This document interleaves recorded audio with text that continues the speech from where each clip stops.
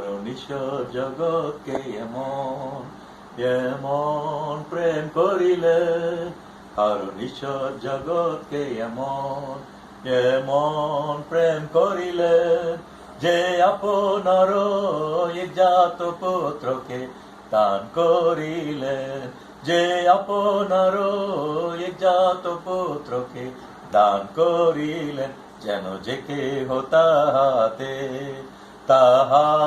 বিশ্বাস করে, যেন যে কেহ তাহাতে বিশ্বাস করে, সে বিনষ্ট না হয় কিন্তু অনন্ত অনন্ত জীবন পায়, সে বিনষ্ট না হয় কিন্তু অনন্ত অনন্ত জীবন পায়.